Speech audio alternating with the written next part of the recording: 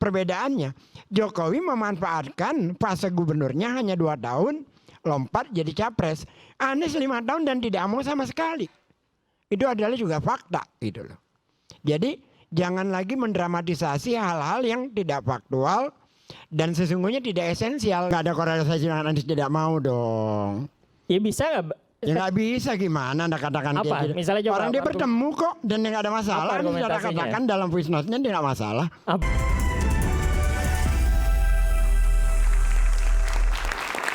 Kita lanjutkan Rakyat Bersuara hari ini, saudara. Memang panas, tapi kita tentu harus berpikir secara logis dan juga menggunakan logika. Ini yang kemudian kita kedepankan di dalam Rakyat Bersuara. Saya akan berikan kesempatan pada Bung Ges. Tadi Bung Ges mau ngomong tapi nggak jadi. Soal apa tadi yang mau disampaikan? Silakan. Oh, saya mau klarifikasi saja. Bukan mengklarifikasi, memberikan contoh tambahan. Betapa selalu dikait-kaitkan 11 dari 100.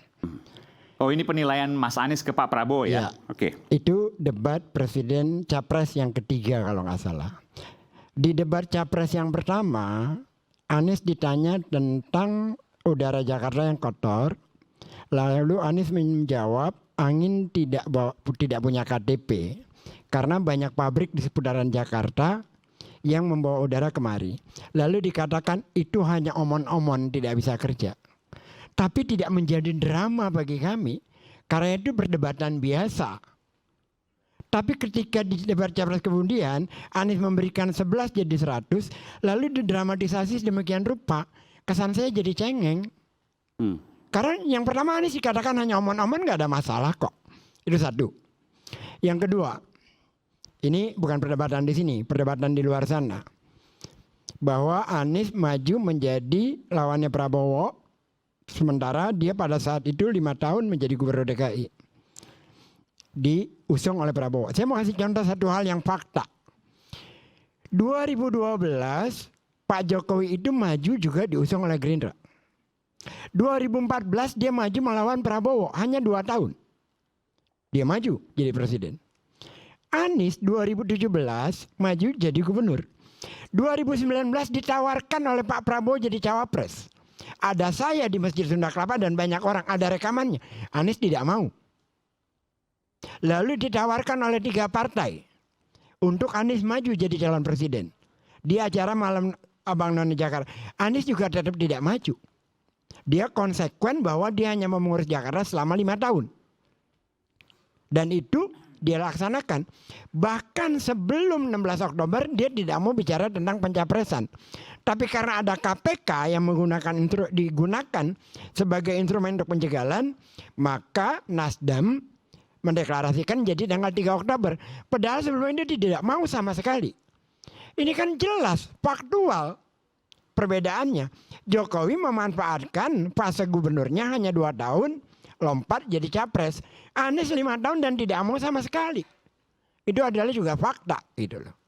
Jadi jangan lagi mendramatisasi hal-hal yang tidak faktual dan sesungguhnya tidak esensial gitu loh. Itu perdebatan saja dan biasa sekali, apalagi kalau Anda lihat perdebatan di calon-calon presiden Amerika sangat luar biasa. Keras sekali Joe Biden kemarin dengan itu sangat keras gitu loh. Jadi menurut saya dramatisasi yang seperti itu nggak perlu lah gitu. Yang terakhir, ini kan udah terakhir ya. Saya ingin memberikan satu kutipan kalau Satu segmen lagi, ini terakhir. Oh ya udah nanti aja dulu kalau Oke. Ada yang mau ditanggapi silakan. Bung Noel? Nggak ada? Nanti aja? Oke, silakan. Mau ditambahkan? Soal apapun. Ya kalau hal yang sebetulnya gini ya, ini tadi juga mungkin ya karena Bang Gesnya tadi men-challenge itu ya. Sebetulnya kalau di kami di PKS ya merasa nih Anies ini luar biasa aset bangsa ini salah satunya. Karena beliau pernah jadi capres, pernah jadi gubernur 5 tahun. Dan kita mengapresiasi, makanya kenapa kita mengusung dari awal. Dan yang ujungnya tidak mengusung. Nah, konteks politik itu kan beda, ada tidak kesepakatan. Nah, ini jadi debat lagi nanti muter-muter nih. Cuman artinya ini udah selesai. Kita pernah ngusung Anies 2 kali sebagai gubernur, sebagai apa? Pakai metodologi apa tadi ngusungnya? Jelaskan. Kita ikut Bang Roke sebagai dosen saya lah metodologinya. Ya. Itu ya. Dan juga kalau kami sebetulnya bahkan kita kalau kita lihat konteks rentang waktu ya. Ini kan ada rentang waktu nih. Bahkan kalau ini saya mohon dicek atau dikoreksi ya, keputusan hakim, rapat permusyawaratan hakim kalau tidak salah ya, itu kan dia selesai di tanggal 1 Agustus kalau nggak salah. Itu kalau misalnya langsung diumumkan dan itu kita punya kesempatan mengusung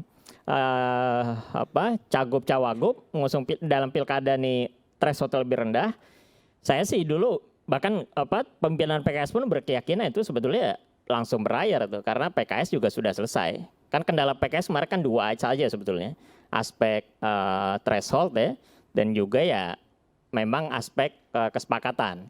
Ya Anisnya belum mau gitu untuk mencalonkan Pak Sohibul Iman. Ini nggak usah muter-muter lagi dah. Kalau ini udah. Sebentar, itu saya koreksi. Saya koreksi. Ya kan, Anda jangan kan bohong jadinya, lagi. Kan?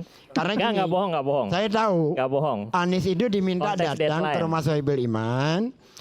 Ini salah nih. Anies diminta. Iya makanya hati-hati kalau bicara juga jangan bilang bohong-bohong. Diminta bertemu dengan Sohibul Iman. Anies hari Kamis diberitahu hari Jumat dia ke Eropa. 2 minggu dia di Eropa, dia pulang ke Jakarta, dia sakit. Sohibul Iman pun masuk rumah sakit. Tanggal berapa Anies menghubungi Sohibul Iman? Saya tanya Bang. Saya nggak tahu tanggalnya. Saya mengikuti prosesnya soalnya. Iya, Jadi, saya nggak tahu tanggalnya, tapi udah saya tahu itu soal udah cukup lah menurut saya. Dan Ya. setelah itu, Sohibul cukup. Iman juga mengatakan dia bertemu dengan Anies. Tanggal berapa? Ya, saya nggak Saya ingat tahu, saya ikut di tanggalnya. situ. Jadi maksud saya udah cukup soal artinya- itu kita udah nggak perlu ya. artinya Kalau bahwa- saya sih melihat bahwa artinya ini bahwa udah Anies bertemu udah dengan Sohibul selesai Iman, gitu, gitu. soal itu. Ya bertemu kan. Kalau bertemu kan seorang. Dan dia tiap orang setuju bisa. dengan Sohibul Iman. Tadi Tanggal ada berapa? pernyataan bahwa Anies yang tidak mau begitu. Nggak ada pernyataan Kan itu. konteks kesepakatan. Oke. Jadi kita kan ya ini makanya kalau saya ngulang lagi kayak tadi Enggak, segmen pertama ini jadi. pernyataan penting. Anies tidak mau. Maksudnya apa tuh? Enggak kan konteksnya sudah dijelaskan ya bahwa ada proses tanggal Ya. 25 Juni dan akhirnya di tengah jalan juga diberikan deadline. Oke. Nah, ini jadi debat lagi. Ini perspektif saya lah ya. Ya. Nanti Bang Ges punya perspektif masing-masing. Nggak, Karena di hal lain. biar kita nggak buka debat lagi maksudnya. Dan tadi akhirnya- Anda katakan nggak, saya perlu konfirmasi karena ini juga penting juga. Anies tidak mau apa nih supaya nggak salah persepsi. Iya pertama perahunya, yang kedua kan juga tidak. Perahunya, maksudnya partai politik, Iya kan hanya praktis baru PKS. Oke. untuk mengusung Belum bisa Anies- waktu itu mengusung konteksnya. Anies Sohibul Iman ya. Ya, Dan ketika sudah diberikan kesempatan pun di Nasdem, kan memang dari proses itu juga belum ada tuh. Ya.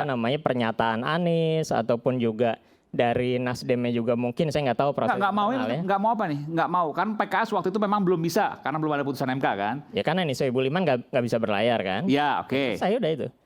Aniesnya nggak mau. Artinya kan pernyataan kita tidak minta mau gini, tidak ada. Ini gitu calon loh. gubernur ya. Ini dalam proses pilkada semuanya sama nih.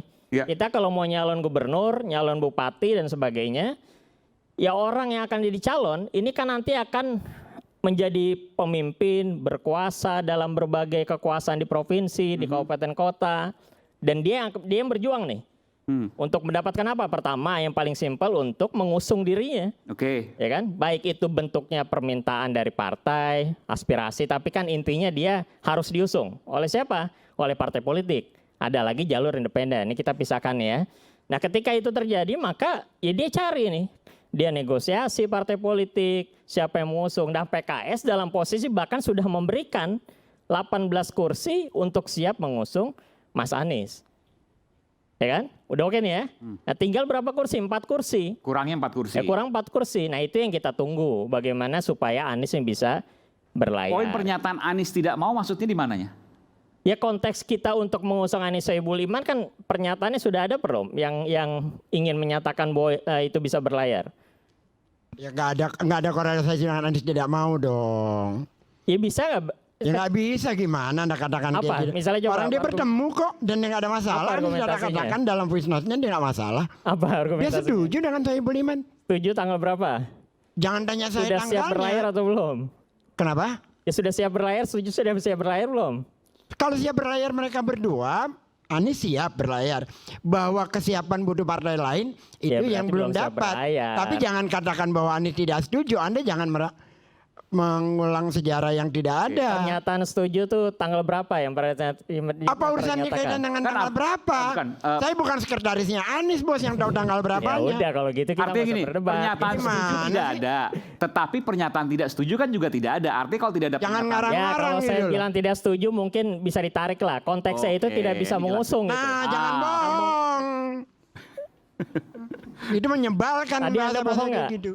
Tadi Kenapa? Mangges bohong tuh. Yang mana yang bohong? Tadi bilang ketemu di rumah Soebul Iman. Tahu nggak ketemu di mana? Saya Ya, bilang makanya kalau Anies ada diminta pernyataan bertemu dengan juga harus Soebul Iman. hati-hati. Tidak berhasil Ya, ketemu ketidaksetujuan karena itu Aniesnya kan sakit. ditunjukkan tidak bisa Soebul mengusung Imannya gitu. juga sakit. Kan itu berita yang kita Ya, sama-sama banyak tahu. prosesnya Bang. Dari tanggal 25 Juni sampai 4 Agustus itu panjang. Sakitnya juga saya tahu tanggal berapa, ketemu tahu juga tanggal berapa. Ya. Jadi itu cukup lah menurut saya Oke, lah ya. baik, baik. Jadi Jadi clear ya, udah clear ya. ya udah clear. Kita Ya, bertindak benar, bukan agar terlihat benar. Itu bedanya saya dengan sama Anda. Anda juga tadi gitu. Oke, Kalau baik. Anda Balik berani juga mubalah. kalau selip-keselip ya bilang gitu juga salah Baik, gitu loh. oke.